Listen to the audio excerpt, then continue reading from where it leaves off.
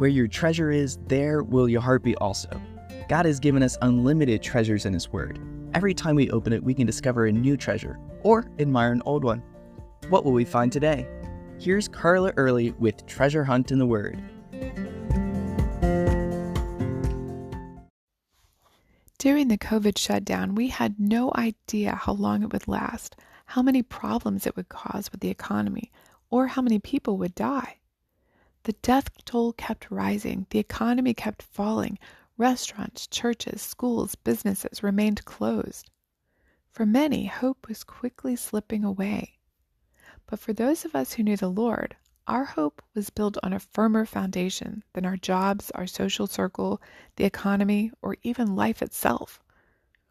As the hymn, "The Solid Rock," says, "My hope is built on nothing less than Jesus' blood and righteousness."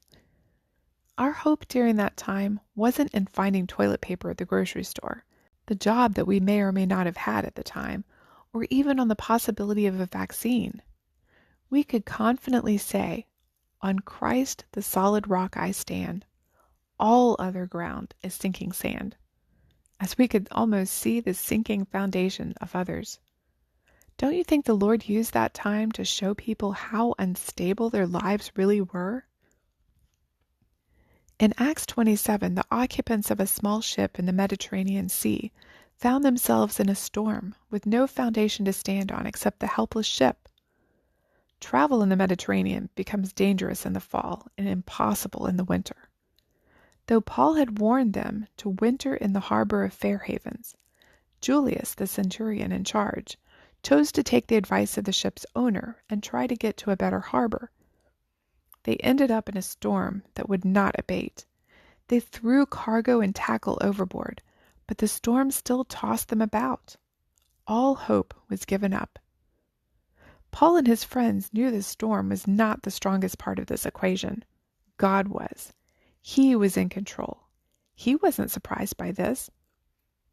Only they had hope when everyone else on the ship was in need of hope. All the other people on board had prayed to their gods, but only Paul's God answered. And of course, he didn't keep that answer to himself. Neither should we keep the good news that we have to ourselves. We should tell everyone around us. Paul shared his message from God with a little "I told you so" thrown in. He said, "And now I urge you to take heart, for there will be no loss of life among you, but only of the ship. For there stood by me this night an angel of the God to whom I belong and whom I serve, saying, 'Do not be afraid, Paul. You must be brought before Caesar. And indeed, God has granted you all those who sail with you. Therefore take heart, men, for I believe God that it will be just as it was told me. However, we must run aground on a certain island.'" The good news is, none of you will die. The bad news is, the ship is lost. Now, when we tell people the good news, they don't always believe us, do they? The sailors tried to abandon ship in a smaller boat and leave the 200 or so others on board. But Paul said to the centurion and the soldiers, "Unless these men stay on the ship, you cannot be saved." Then the soldiers cut away the ropes of the skiff and let it fall off. When people don't believe, do we leave them to drown? A friend of mine has an atheist coworker she's been witnessing to for years, and we've been praying for her for years. It's frustrating, and the lady loves to argue, but my friend hasn't given up, even though they've been working together for 20 years now. Where is your hope built? Like Paul on that ship of hopeless men, we have the hope that the whole world needs. Who can you share that hope with today? Who can you pray diligently for and witness to who you possibly have given up on? You can contact us at treasurehuntintheword@gmail.com. We'd love to hear the treasures God has given you through His Word.